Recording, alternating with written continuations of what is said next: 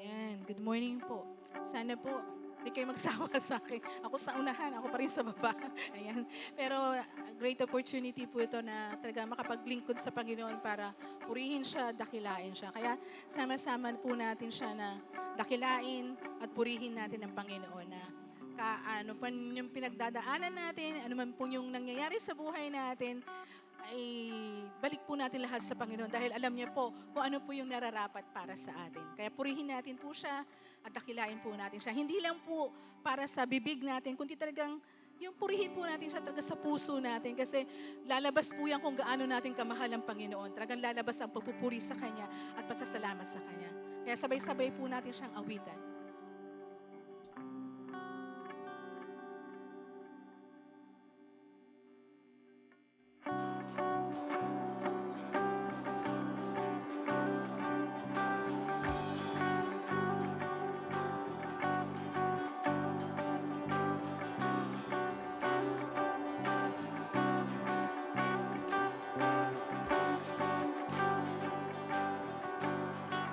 Bless you, they are ever praising you. Blessed are those whose strength is in you, whose hearts are set on our God.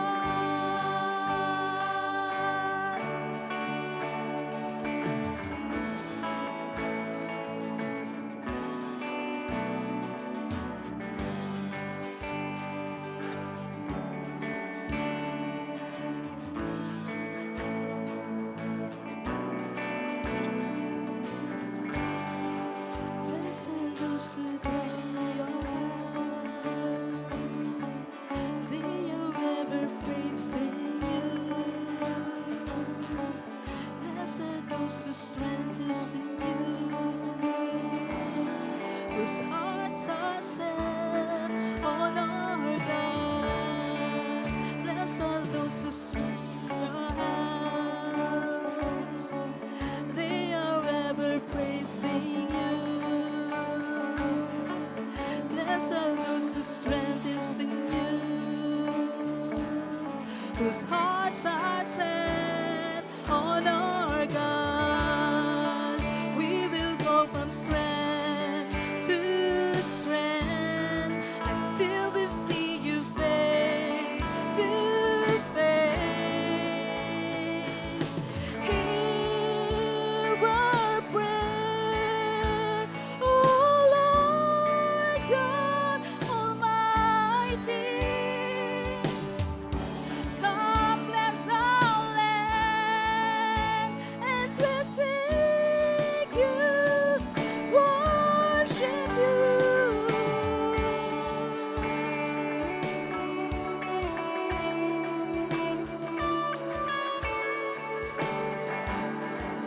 Bless all those who dwell in your house. They are ever praising you. Bless all those whose strength is in you, whose hearts are set on our God. We will go from strength to strength until we see you face to face. Hear our prayer, oh Lord God Almighty. Come bless our land as we seek you, worship you.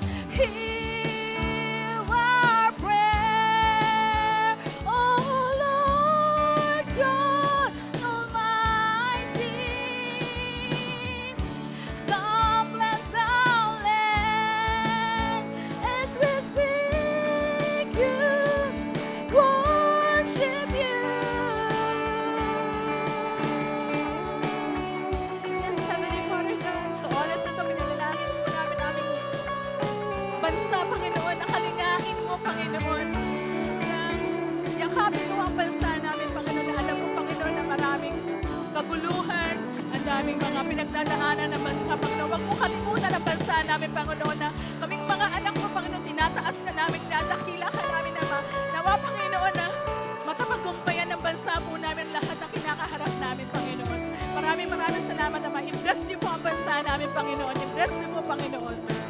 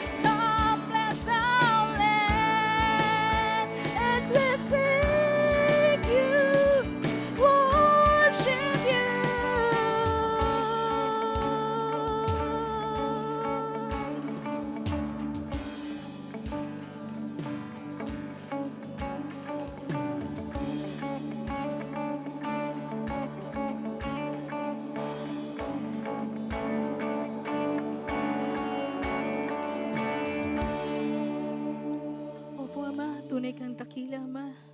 Sa oras na ito, Panginoon, na nawa talaga, Ama, ikaw po ang talagang hanapin namin sa buhay namin, Panginoon.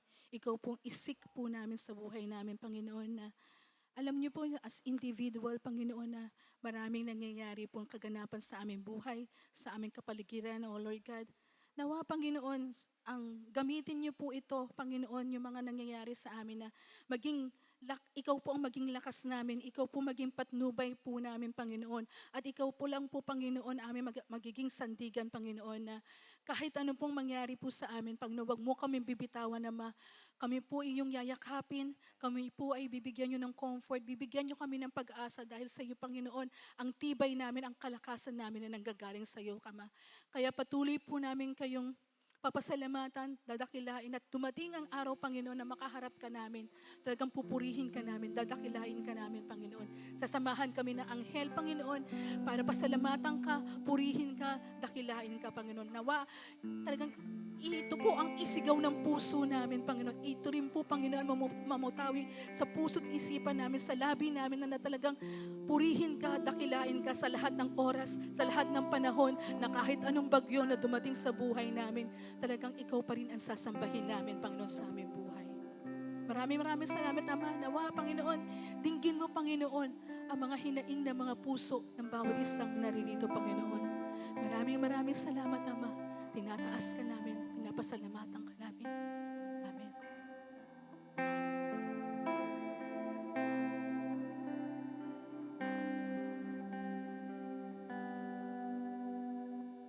Holy, holy are you, Lord. The whole earth is filled with your glory. Let the nation rise to give honor and praise with your name. Let your face shine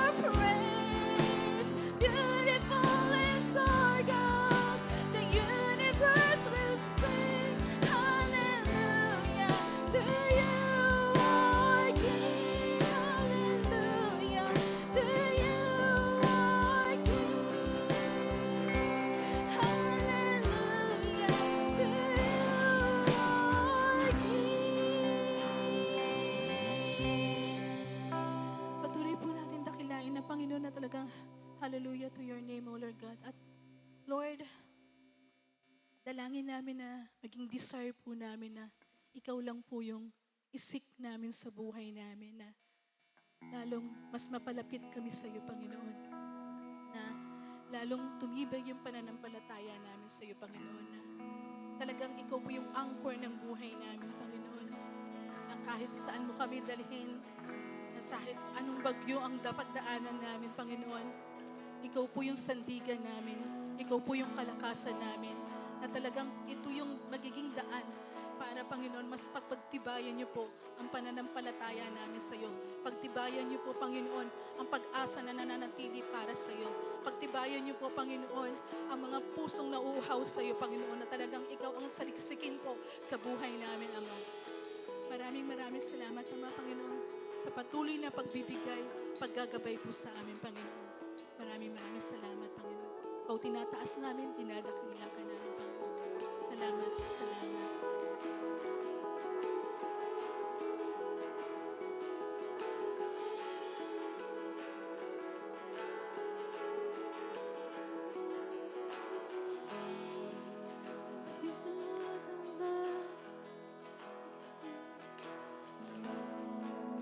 My soul desire my everything.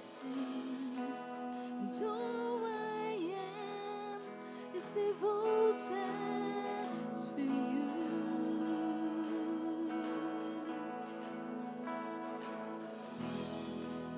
How good I am.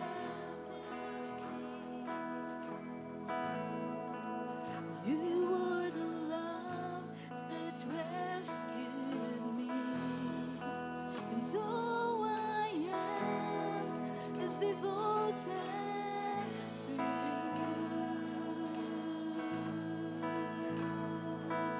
And oh, how could not be moved, Lord, here with me. So have your way in me. 'Cause Lord, there is just one thing that I will say. This is my cry, my one desire is to be where you are, Lord, now and forever. It's more than a song. My one desire is to be with you, is to be with you, Jesus.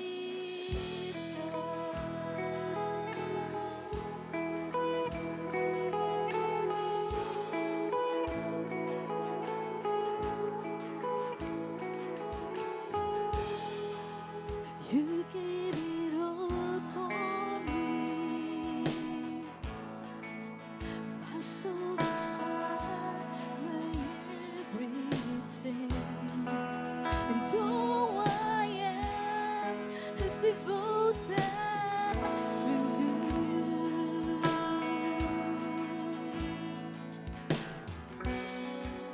How could I ever see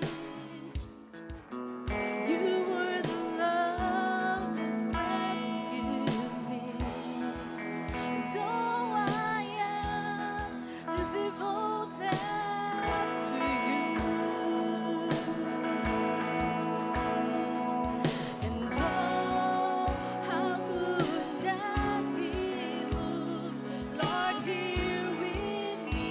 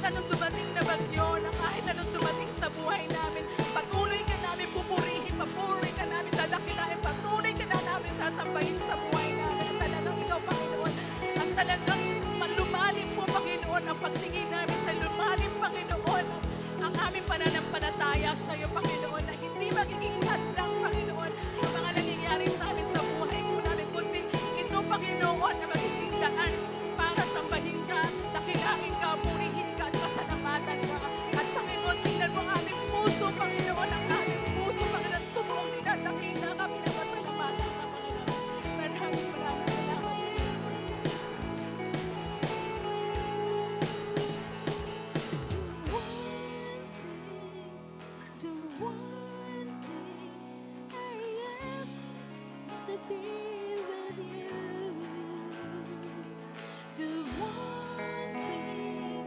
The one thing I ask is to be with you. The one thing I ask is to be with you. The one thing I ask is to be with you. This is my cry, my one desire is to be where you are, Lord, now and forever. It's more than a song. My one desire is to be with you. Is to be with you. This is my cry. My one desire is to be where you are, Lord, now and forever. It's more than a song. My one desire is to be with you. Is to be with you. This is my cry. My one desire is to be where you are, Lord, now and forever. It's more than a song.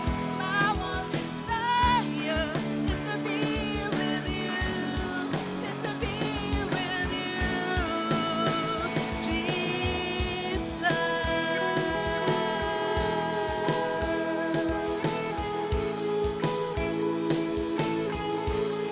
Is to be with you.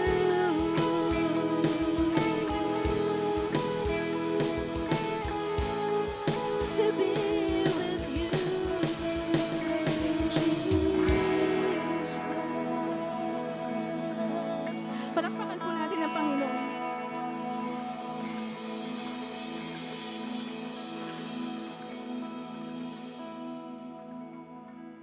Tayo po ay patuloy na dumulog sa presensya ng Panginoon.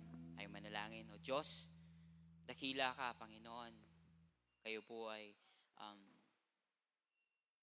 tanging nag-iisa. Tanging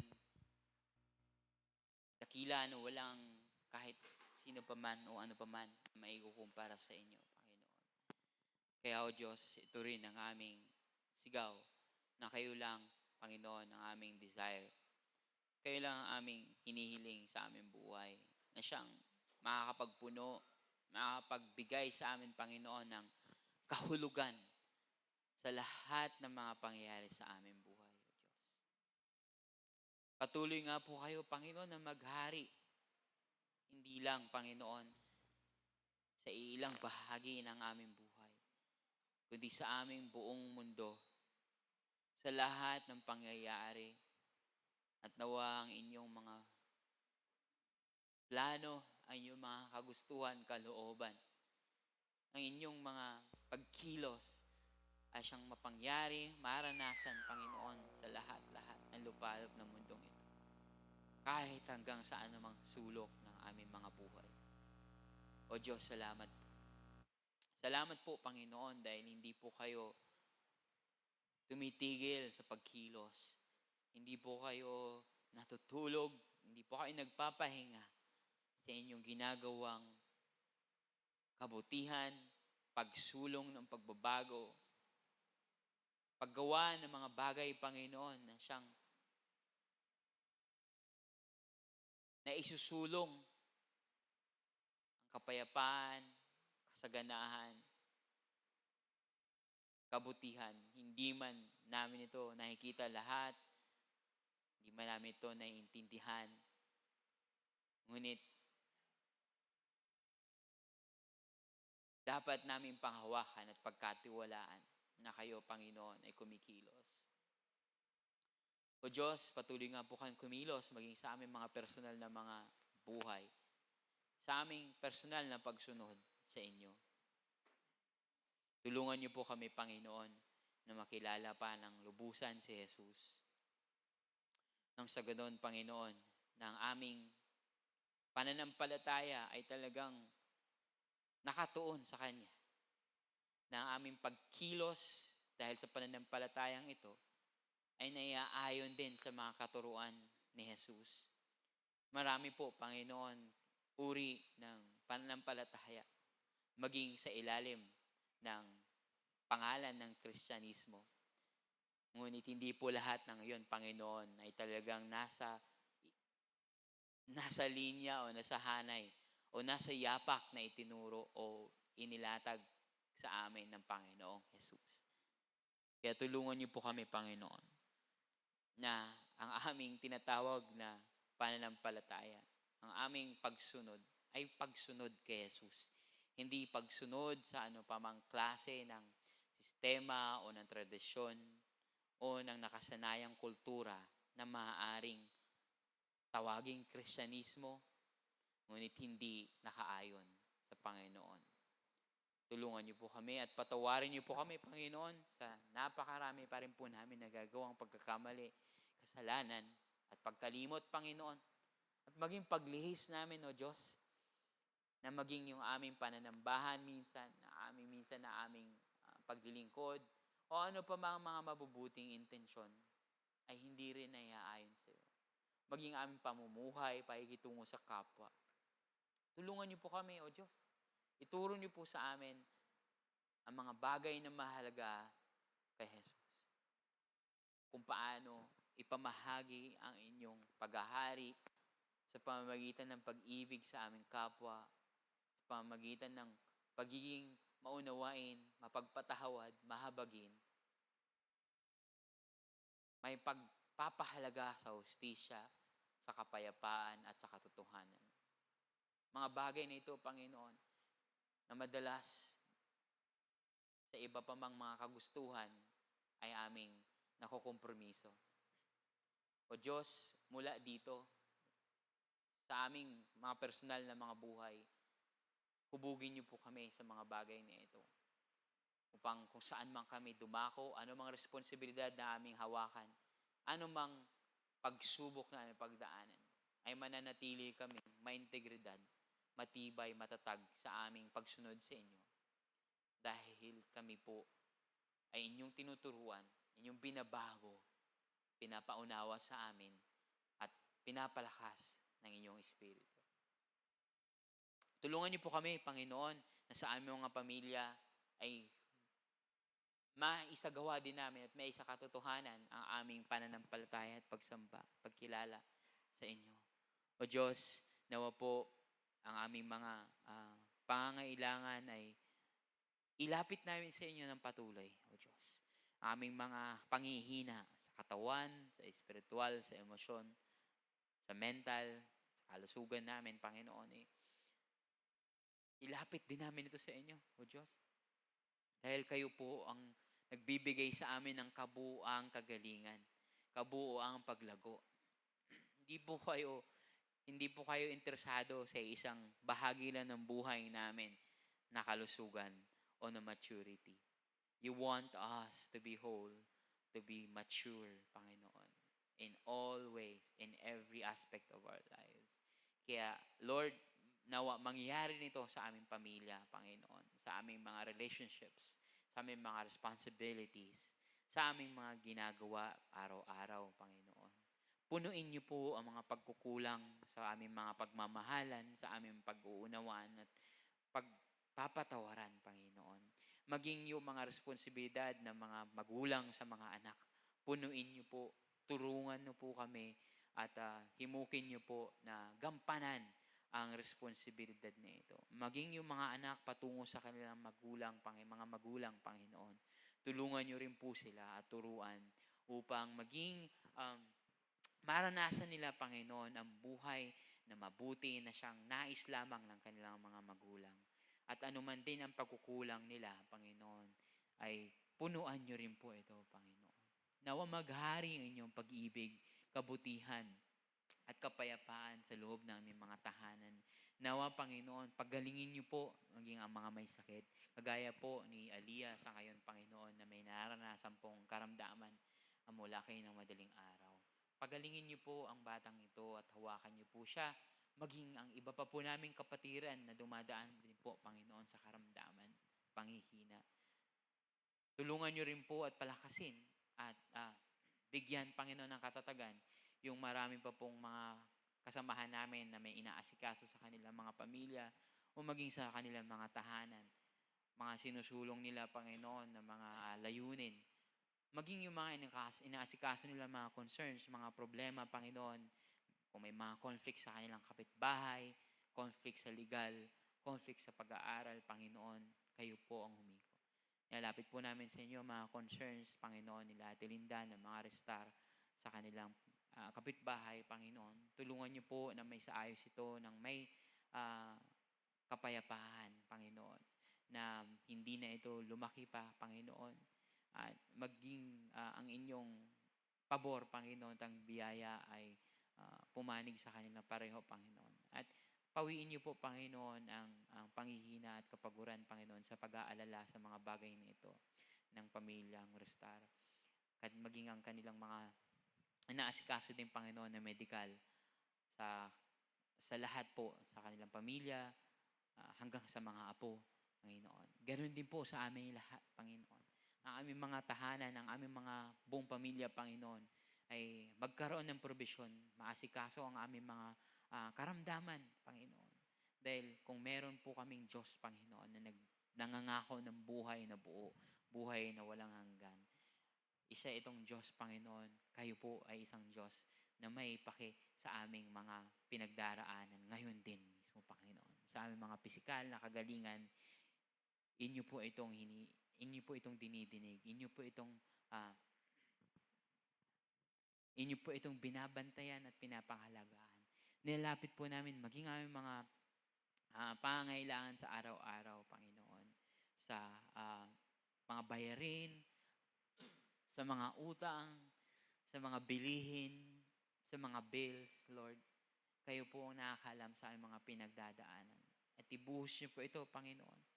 Dahil kayo po ang aming mayamang Ama na walang imposible sa pagbibigay. Kung itong loloobin, Panginoon, na ayaw niyo pong malagay pa sa alanganin, Panginoon, ng inyong mga anak.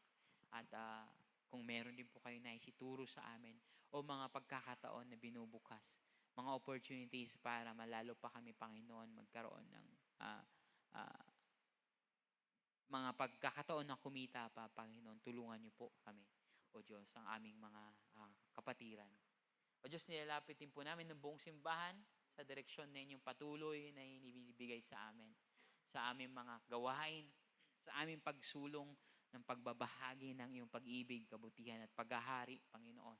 Sa aming mga pag-aaral na iyong salita, patuloy niyo pong iwaksi ang mga gawa ng kaaway upang mapigilan kami, ang mga gawain namin sa mga bata, sa mga matatanda, sa mga ninanais namin, Panginoon, na sana'y matutukan din ng iba pang bahagi, kagaya ng kalalakihan, kababaihan, at ang mga mag-asawa, Panginoon. Tulungan niyo po kami, Panginoon, na magkaroon ng panahon, ng resources, ng willingness sa aming mga membro na lumago sa lahat ng bahagi namin buhay, sa aming mga pamilya, sa aming pagkilala sa inyo, pagsunod, pag-ayon sa inyong salita. Dahil, Panginoon, dito po kami nahuhubog. Dito po kami, Panginoon, lalago. Dito po kami na pag-iisa ng iyong Espiritu sa inyong katotohanan mula sa iyong salita, sa inyong mga katuruan, na iyong kalooban. O Diyos, bigkisin niyo po ang aming simbahan sa pagsunod sa inyo, sa paglalim na aming pagkilala sa inyo, at paglawak na aming misyon, at pagiging tapat dito. Tulungan niyo po kami, Panginoon. Maging ang aming pagiging responsableng mga mamamayan ng bansang ito. Naway maipahayag namin, Panginoon, hindi lang sa nais namin na sundin ang batas, kundi dahil nagiging tapat kami, Panginoon, na tagasunod ni Jesus, na makita, magampanan namin, Panginoon, ang inyong kalooban bilang mga Pilipino. Panginoon, patuloy niyo po kaming gamitin na maghayag ng pag-ibig, kaliwanagan at katotohanan, Panginoon. Dahil sa bansang ito na patuloy, Panginoon, na binabalot ng korupsyon, kasamaan at ganid, Panginoon, mula sa taas hanggang sa baba. Kami nawa, Panginoon, ang manindigan sa mga bagay na pinapahalagahan ninyo, sa katotohanan, sa kapayapaan, sa kabutihan, sa integridad, sa pag-ibig, mga bagay na nagpapakita ng iyong paghahari sa amin ay mga bagay din nawa na may papahayag namin na naghahari kayo sa bansang ito. Patuloy namin ipahayag, Panginoon, ng inyong ebanghelyo na ang Panginoong Jesus ang nagmamayari hindi lamang sa aming mga puso, kundi sa aming bansa, kundi sa buong mundong ito. Sa Kanya itong lahat, sa inyo itong lahat, at nawa umayon ang lahat ng ito, Panginoon, sa inyong paghahari. Mapag-isa kami, Panginoon, sa pagkilala sa inyo, sa inyong paghahari. At nang maging tapat kami sa lahat ng bahagi ng aming buhay. At nang maging iibig kami sa lahat ng uri ng tao na aming makakasalamuha. At magiging mapangalaga kami, Panginoon, sa mga resources na ibinibigay ninyo sa amin. At maging mapangalaga din kami, Panginoon, sa lahat ng iyong nilikha mula sa paligid namin hanggang sa mga kabundukan at karagatan at sa hangin, Panginoon, at sa lahat ng mga naninirahan ng mga hayop paman o halaman na amin din pangangalagaan. O Diyos, ipaalala niyo po sa amin patuloy na kami ay naninirahan sa mundong inyong nilikha. Ito po ang aming tahanan. Ito po ang inyong nilikha, O Diyos. Kami man po ay makalangit dahil inyo kaming tinubos. Ngunit dito nyo kami nilalagay. At sa panghabang buhay, dito nyo rin kami ilalagay, Panginoon. Nakasama kayo hanggang sa walang wakas, Panginoon.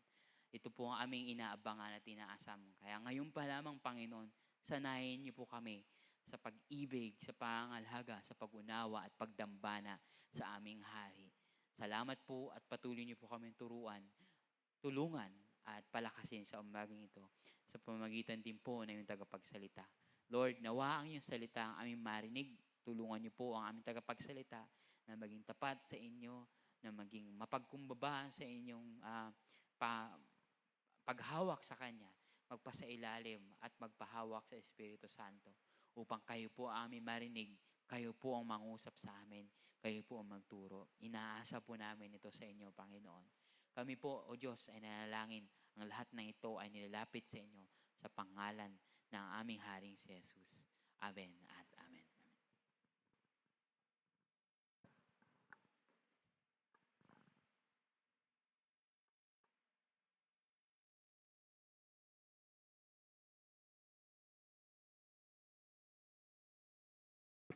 Praise the Lord. Purihin ang Diyos. Magandang araw po sa ating lahat. Tuwan-tuwa po ako doon sa kanta natin kanina na all my desire is to be with you, Lord. Naalala ko tuloy yung isang verse sa Bible that presence with the body is absent with the Lord. Kaya napakasarap nung tayo ay nasa Panginoon na. Yung pong ating topic ngayon ay tungkol sa trials, perseverance through trial. At ako man po, even at this moment, I am on trial.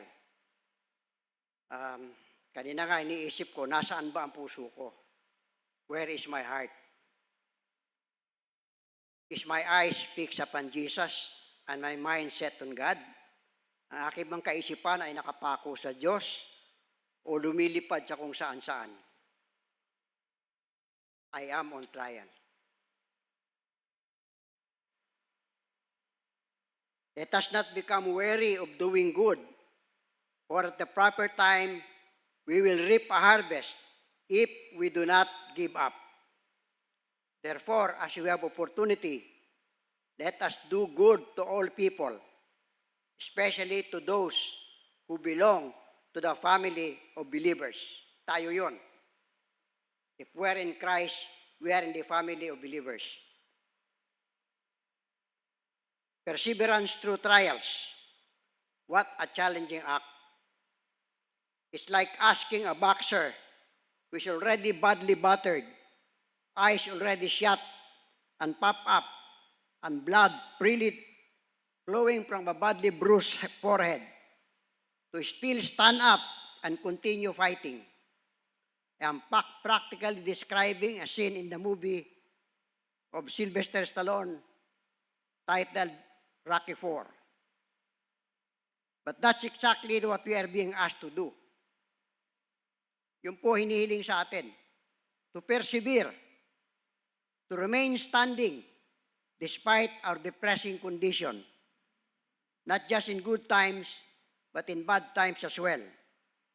To continue to shine for the glory of God in whatever situation we are in, even what we are currently going through.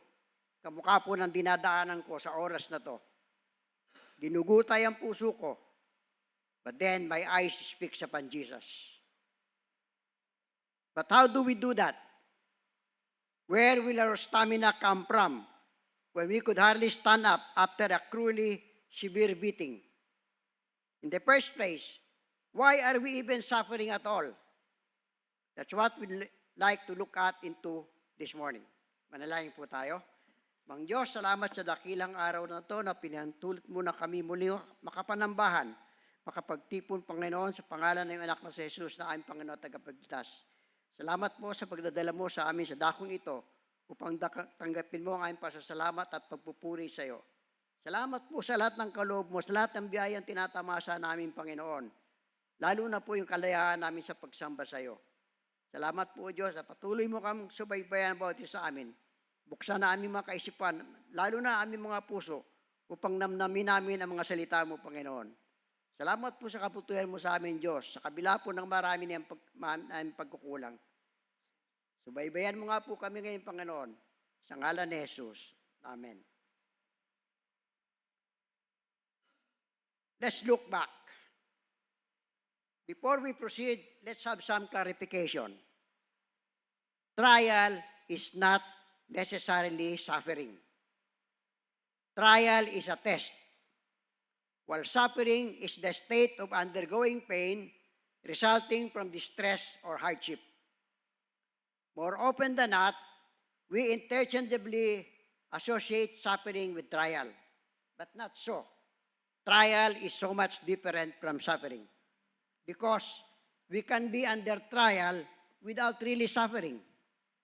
But we always suffer the consequences when we fail the trial or test. Suffering is a result of failure in our trial. As we look back, we will be able to determine the cause of our suffering when we fail the trial. Let's consider Genesis chapter 3, verses 14 to 19. So the Lord God said to the serpent, because you have done this, cursed are you above all the livestock and all the wild animals. You will crawl on your belly, and you will eat dust all the days of your life. And I will put enmity between you and the woman, and between your offspring and hers. He will crush your head, and you will strike his heel. To the woman he said, I will greatly increase your pains in childbearing. With pain you will give birth to children. Your desire will be for your husband, and he will rule over you. I will greatly increase your pains in childbearing.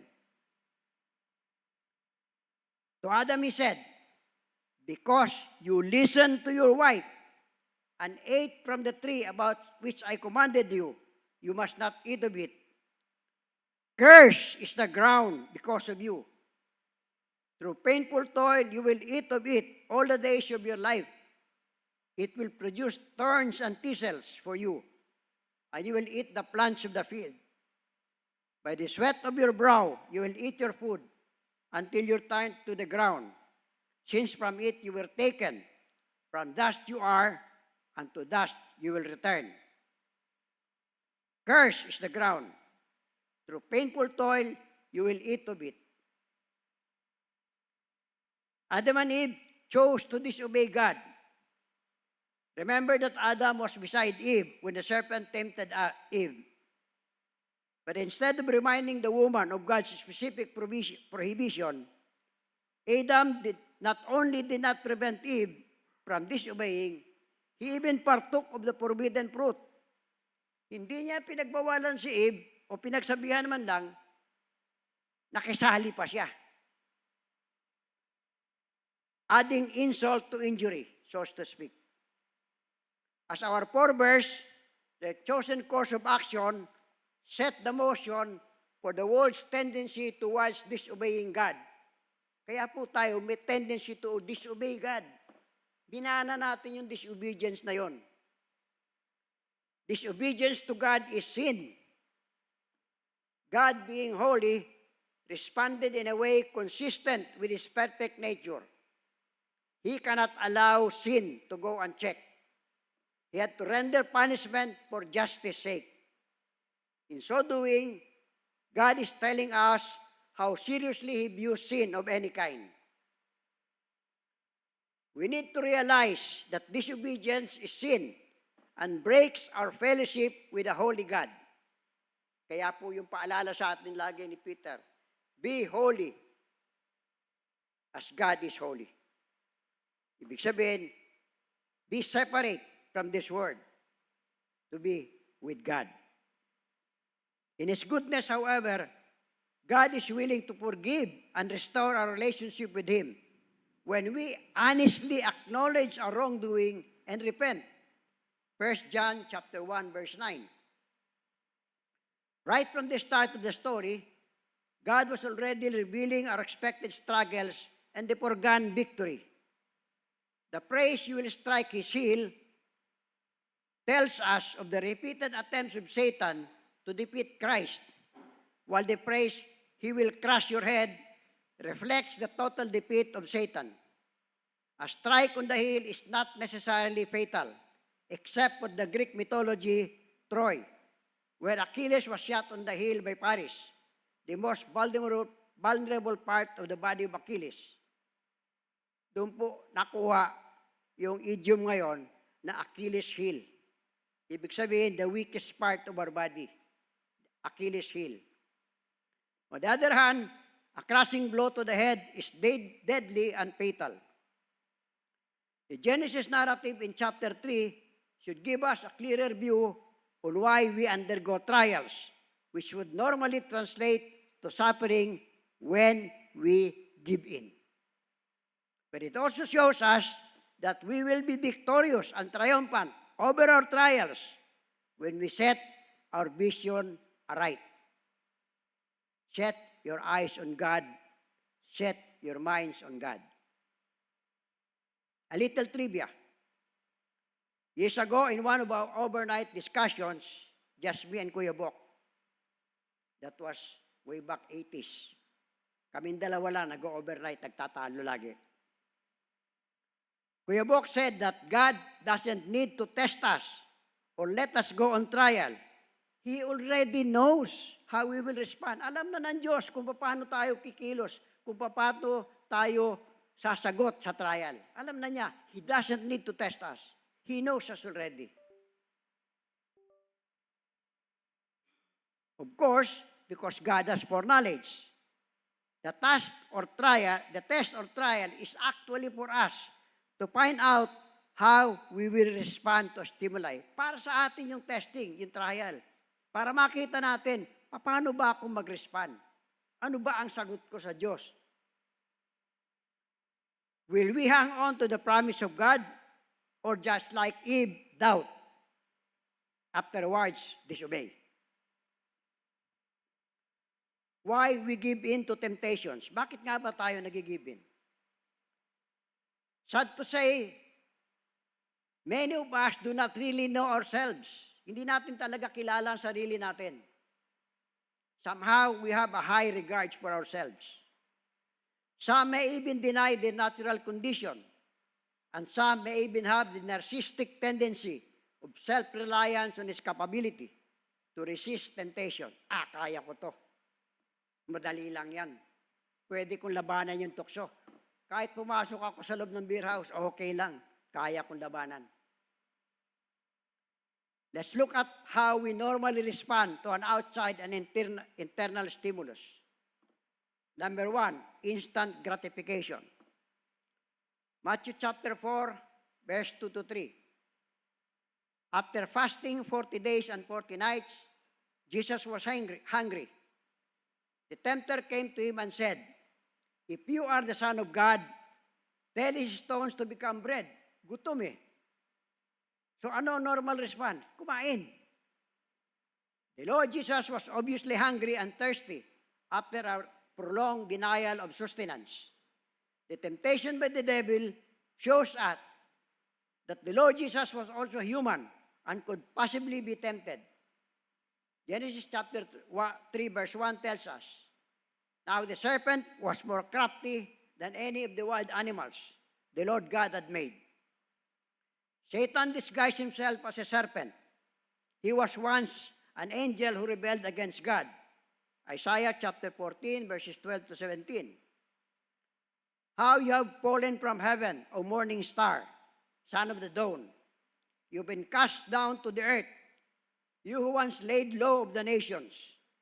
You said in your heart, I will ascend to heaven. I will raise my throne above the stars of God. I will sit enthroned on the mount of assembly, on the utmost heights of the sacred mountain. I will ascend above the tops of the clouds. I will make myself like the Most High. But you are brought down to the grave, to the depths of the pit. Those who see you stare at you. They ponder your fate. Is this the man who shook the earth and made kingdoms tremble? The man who made the world a desert, who overthrew his cities and would not let his captives go home? We can also find that in Ezekiel chapter 28, verses 12 to 17. Satan was thrown out of heaven. As a created being, Satan has definite limitations. Could temptations be resisted? Pwede ba? Yes. Let's look at the suggested guideline.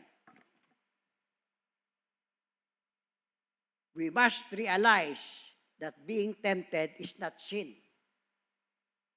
We are not sinning yet when we are being tempted. We have not sinned until we give up, until we give in to the temptation. Realizing that we are being tempted or tried is the first step. Then we can take subsequent actions. So una, kilalanin muna natin, tinetest ako. Because when we realize that, then we can take the next action.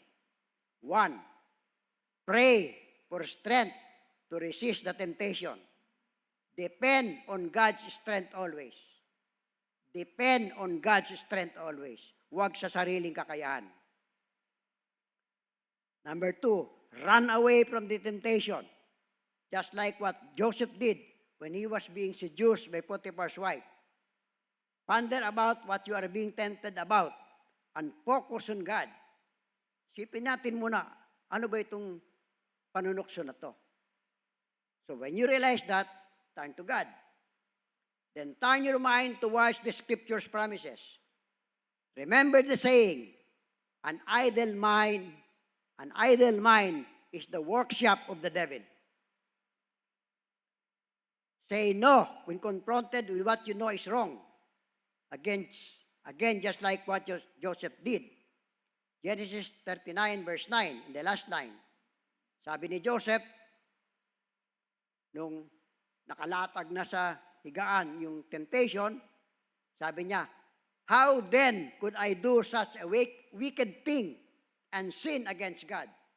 So first and foremost sa isip ni Joseph, why will I sin against God? The scriptures talk of blessings and rewards for those who don't give in to temptation. James chapter 1 verse 12 says, blessed is the man who perseveres under trial, because when he has stood the test, he will receive the crown of life that God has promised to those who love Him. This morning, nag-alanganin ako. I only have enough money for transportation. So, nag-message ako kay Pot. Sabi ko, Pot, makikiusap uli ako. Good enough. Sabi ni Pot, huwag kang mag-alala, Kuya Ben. Meron ka naman pong love gift para sa preaching today. So, makakauwi ako ng Tarlac. What is instant gratification? It is the desire to experience the pleasure or fulfillment thereof. It is the desire to experience the pleasure or fulfillment forthwith, or getting immediate rewards for one's actions. How can we see that in today's marketing campaigns of products? Makikita po natin yan. Karaniwan, ito po makikita natin. Buy now and experience the instant satisfaction. Yun po ang laging pangako pag nanonood kayo ng TV, yung mga produkto. Bilhin nyo na ngayon para masiyahan kayo agad. Number 2, impress people or show off, magmayabang. Matthew chapter 4, verse 5 to 6. Then the devil took him to the holy city and had him stand on the highest point of the temple. If you are the Son of God, he said, throw yourself down, for it is written, he will command his angels concerning you, and they will lift you up in their hands, so that you will not strike your foot against a stone. The temple was the religious center of the Jewish nation, and the place where the people expected the Messiah to arrive. That's in Malachi chapter 3, verse 1. The temple was the tallest building in the area, and the highest point was probably the corner wall that jutted out of the hillside, overlooking the valley below. From this spot, Jesus could view all of Jerusalem behind him and the country for miles in front of him. Today, we have 3 examples we can cite from the present crisis gripping our country today. Show off. Number 1, Janet Napoles. Her misdeeds were exposed when her daughter paraded in New York their supposed wealth. Her attire, bag, shoes, jewelry, and everything else on her cost 2 million pesos as she posed for pictures. Dinisplay niya talaga, nagpakuha ng litrato, pinost sa Facebook. Netizens who knew her wondered how she could afford such luxury when the Napoles family are not known to be well off. That's how the PDAP scandal was publicized. Number 2, the Descaya couple. They were interviewed on live TV, and they proudly presented their collection of 28 luxury vehicles, aside from the 12 ordinary. 28 yung luxury. Parked in their spacious garage in the basement of their mansion. A side comment was picked up by a netizen when the Descaya matriarch said, nagyabang yung babae, sabi niya, binili namin yung Rolls-Royce kasi may libreng payong. Dahil sa payong bumili ng Rolls-Royce. They are now in hot water, as documents show that they cornered billions of pesos of DPWH contracts starting in 2016 with their 9 companies. Nag-put up sila ng 9 na kumpanya para kunwari merong kompetensya. Pero iisa lang may-ari. Number 3, Claudine Co., the niece of former party list Representative Saldi Co., posed for pictures uploaded in the internet showing her dressed in signature apparel with accompanying bag and shoes, all valued at 800,000 pesos.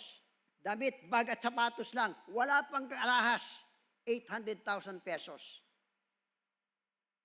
The various contractors and DPWH officials are now under investigation for the anomalous flood control and other road projects. I read that she is being bashed, itong Claudine Co., she is being bashed in the internet because of the display of opulence. Number 3, material possessions. Matthew chapter 4, verse 8 to 9. Again, the devil took him to a very high mountain and showed him all the kingdoms of the world and their splendor. All this I will give you, he said, if you will bow down and worship me. Does the devil have the power to give kingdoms away? No, because only God, the creator of the world, has control over the kingdoms of the world. Satan actually tempted to distort Jesus' perspective, knowing that Jesus in human form could also fall into temptation. Jesus' temptation was to take the world as a political leader right there and then, and thus distract him from carrying out God's plan to save the world from sin. What we are witnessing happening today in our country is a clear picture of that kind of temptation, of amassing great wealth to afford the luxuries of life and to show off. Napanood ko isang video, pinawagayway ni Heart Evangelista yung diamante na costing millions na regalo ni Chis Escudero. Kaya nga sagot ko dun sa posting, mag-insert ka pa ng marami pa. Meron pang 9 na daliri, wala pang laman. The sad state of our natural condition. Looking back to Genesis chapter 3, 17 to 19, we can get a glimpse of the effects of failing the test or trial. Ito po yung epekto when we fail the trial.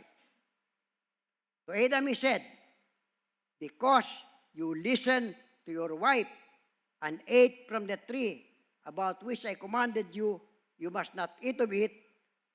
Cursed is the ground because of you. Through painful toil, you will eat of it all the days of your life. It will produce thorns and thistles for you, and you will eat the plants of the field. By the sweat of your brow, you will eat your food until you return to the ground, since from it you were taken. For dust you are, and to dust you will return. Let's notice some significant points. A. Adam and Eve enjoyed a perfect condition in the Garden of Eden. They did not have to worry about their next meal or even a change of clothes. In a nutritional study I read, it said a combination of fruits will supply all the necessary nutrients the body needs, from protein to carbohydrates to vitamins and minerals. Combination of fruits, yung pangangailangan ng katawan, masusuplayan. Hindi kailangan ng karne, hindi kailangan ng isda. Fruits lang. They were not bothered either with heat or the sun, heat of the sun or the rain, not even the cold winter. They did not get sick, not even a cold or a headache or a fever. But they lost all of that when they chose to disobey God. B. Adam. Instead of reminding Eve of the Lord's command, acquiesced to Eve's decision. It seems Adam was more afraid of Eve than of God. We're not trying to point fingers, mga babae rito. As Adam and Eve did when confronted by God. Nung kinumpronta ng Panginoon si Eve, sabi niya, kasi itong ahas tinukso ko. Nung tinanong ng Panginoon si Adan, sabi niya, eto si Eva, itong binigay mo babae. Ultimately, ang Diyos ang sinisi. Ikaw itong binigay mo babae.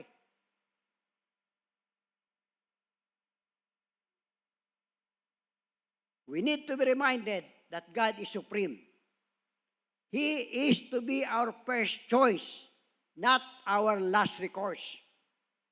Karaniwan, pag nasusubo tayo sa problema, saka tayo tumatawag sa Diyos. Sa halip na tumawag sa Diyos bago masubo sa problema. Nagdesisyon na muna tayo. Pag nagka-problema, saka lang mananalangin. God should be our first choice, not our last recourse. Hindi siya reserba. He is not a spare tire. God cursed the ground from which man were to get their food and to benefit from the produce of the ground. Man has to toil and sweat, with even thorns and thistles, adding to the difficulty. Whereas before Adam and Eve had no scarcity in resources, they would just pick up from the trees in the garden fruits that abound, without them shedding any sweat. Now, they have to labor for it. And so do we. Failing the trial resulted in dire consequences, hardships, and suffering. So when we fail the trial, when we fail the test, ang resulta, sufferings. Apparently, there were no thorns or thistles before the disobedience. Unlike today, where farmers have to weed out the field before they can plant anything. Nakikita ko po ito. Sa Tarlac po kasi, maraming bukid. Some farmers though nowadays resort to spraying chemicals to kill the weeds. But the roots, yung pong ugat, remains below the ground. Ang namamatay lang, yung damo sa ibabaw. I noticed though that the weeds soon sprout again, lalo na after a rain. After some time, and so the farmers have to spray chemicals again. What happens is the roots of the weeds below the ground accumulate, preventing the roots of the good plant from going deeper for stability and nutrition. Yung po kasi maugat, talagang nagpapalalim yan para kumuha ng kakainin ng halaman, lalo na yung tubig. Kaya, kailangan yung ugat lumalim, bukod sa magiging mas matibay. Life in the Garden of Eden was like living in heaven. Adam and Eve lived carefree and with ease. Every need was provided for. They did not labor or toil just to eat. Unlike today, where people even have to scavenge for food. Nangangalkal na sa basurahan, may makain lang. After the fall, we see the growing tension between man and his surroundings, especially after an individual experiences an encounter with the Holy God. A battle now occurs in the heart of the man, as described by Paul in Romans chapter 5 to 7, especially chapter 7. Here now is the great ideal in the heart of a new Christian, the perception that Jesus Christ is the Son of God, the Son of the owner of the universe, but who came as a servant king to serve and to save at the cost of his own life. Jesus himself said, "For even the Son of Man did not come to be served, but to serve, and to give his life as a ransom for many." Mark chapter 10, verse 45.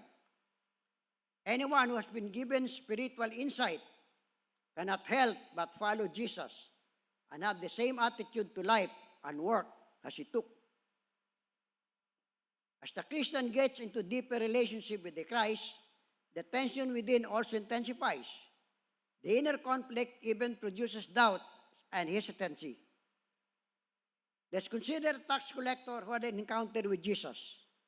In Luke chapter 19, verse 1 to 10, we find Zacchaeus, a chief tax collector who was immensely wealthy and was probably consumed with greed, that he was more than willing to work with the hated Roman imperialist. He collected taxes for the Roman Empire and made money out of his own people's slavery. He used his authority to extort from the people more money than the Romans demanded, pocketing the excess himself. Para po yung nangyayari sa Senado ngayon. Nag-i-insert, tapos magbibigay sa kontratista ng project. Yung kontratista naman, magdadala ng pera. Napanood niyo po ba yung video yon? Sa lamesa, sa ibabaw ng lamesa, bulto-bultong pera? He probably thought that his great wealth would bring him admiration and respect, if not fear. Instead, he was ostracized, and the people hated him and rejected him from all social intercourse. Understandably so, for he was a man hideously demeaned and distorted by selfish greed and love of money. A lost man destroyed by his pursuit of riches, losing the very acceptance of love and friendship he longed for. But Christ saw the longing of the impoverished inner heart and soul of this outrageously rich man, and accepted the invitation to be the guest of honor of a sinner. Mark chapter 19, verse 7. And Jesus worked a miracle of transformation within him. Jesus worked a miracle of transformation in the heart of Zacchaeus. Jesus gave Zacchaeus his completely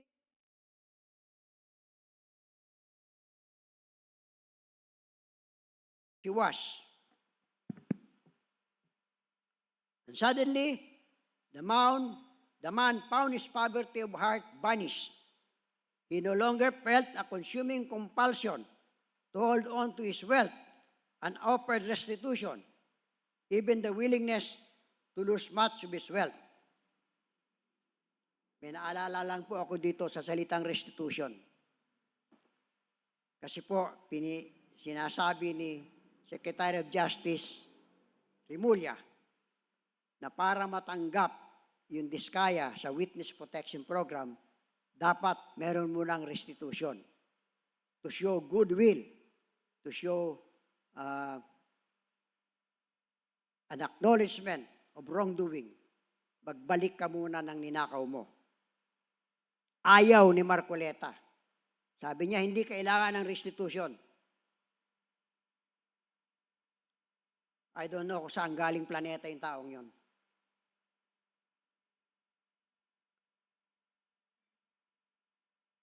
Luke 19 verse 8 tells us, but Zacchaeus stood up and said to the Lord, look, Lord, here and now I give half of my possessions to the poor. And if I have cheated anybody out of anything, I will pay back 4 times the amount. Zacchaeus was so touched by the action of the Lord Jesus, accepting him as a friend, that he became transformed. He no longer was attached to his wealth. He was willing to give, to restitute, to give back what he has accumulated. Christ's unearned and unbought friendship had flooded Zacchaeus with such an intense sense of spiritual wealth that he immediately decided to give half of his fortune and to restore fourfold to everyone he had cheated. I could just imagine the inner struggle of a DPWH contractor, for instance, if he were to experience what Zacchaeus went through. Giving half of the billions earned through anonymous transactions, gagawin kaya nila yon? That's the kind of transformation that engulfs a man who totally yields to rule the Christ in his life. The love of Jesus freed Zacchaeus to be truly human, to be the master and not the slave of money. Zacchaeus received a new perspective. He that people are infinitely more valuable than things and possessions, and to learn, as Jesus taught, that it is more blessed to give than to receive. Acts chapter 20, verse 35.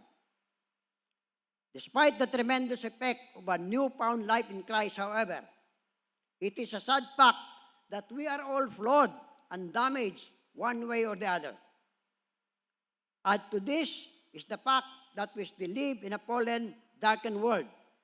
Inevitably, our trial resorts to sufferings and hardships. Let's look at 3 of the more recognizable trials that carried hardships and sufferings. Number 1, David. 1 Samuel 18, verse 6 to 9, and chapter 24, verse 1 to 7. When the men were returning home after David had killed the Philistine, the women came out from all the towns of Israel to meet King Saul with singing and dancing, with joyful song and with tambourines and lutes. As they danced, they sang, Saul has slain his thousands, and David his tens of thousands. Saul was very angry. This refrain galled him. They have credited David with tens of thousands, he thought, but me with only thousands. What more can he get but the kingdom? And from that time on, Saul kept a jealous eye on David. Saul was on trial here. David became more popular than he was, and he became jealous to the point that he feared the loss of his throne to David. Saul miserably failed the test of God. Sadly, however, Saul did not recognize it. And so he thought of eliminating David. 1 Samuel 18, verse 10 to 11. When his attempt failed, he thought of giving his daughters in marriage to David and make David lead the army. Baka sakali mamatay sa gera. But all his efforts were in vain. And later, Saul realized that the Lord was with David. Verse 28. Na-realize na niya, God was with David. Pero, Saul kept his jealousy and anger go unchecked and pursued David. And David had to run to avoid a confrontation with Saul. Then David was presented with a golden opportunity to end his troubles. We find that in 1 Samuel 24, 1-7. David was now in trial. Saul went inside the cave where David and his men were in hiding to relieve himself. But instead of killing Saul, David just cut off a corner of Saul's robe. 1 Samuel 24, verse 4. Verses 5-7 tells us how David passed the test of integrity. Not only was David conscience-stricken, he recognized that Saul was God's anointed, and he, David, did not have the right to take away the life of God's anointed.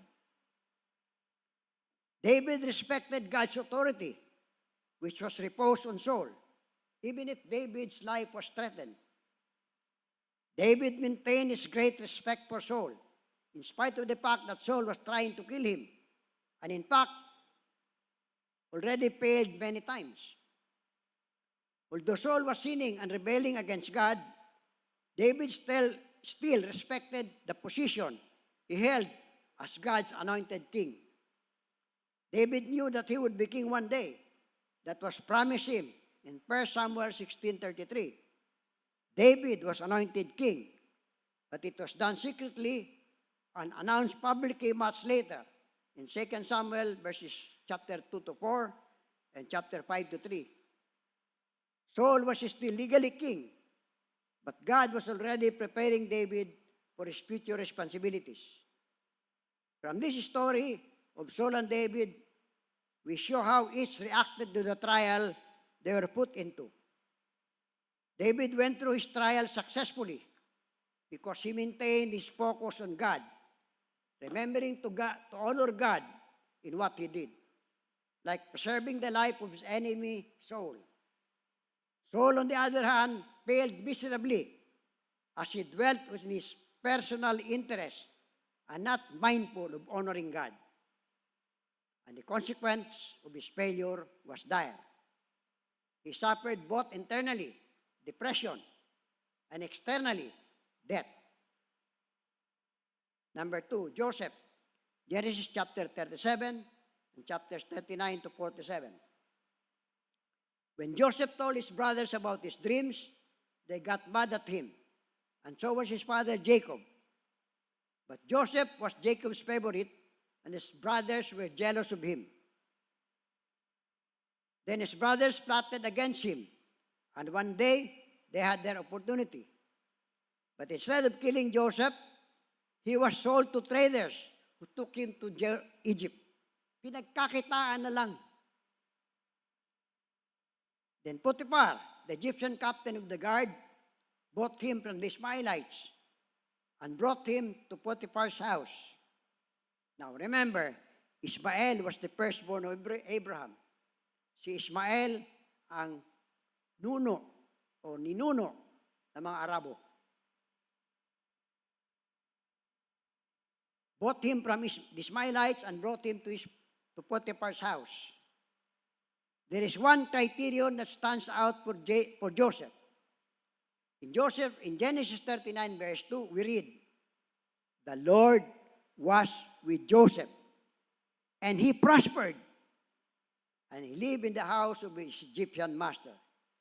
The Lord was with Joseph, and he prospered. Joseph passed the trial too, despite the hardships and sufferings caused by his own flesh and blood. Joseph stayed focused on God.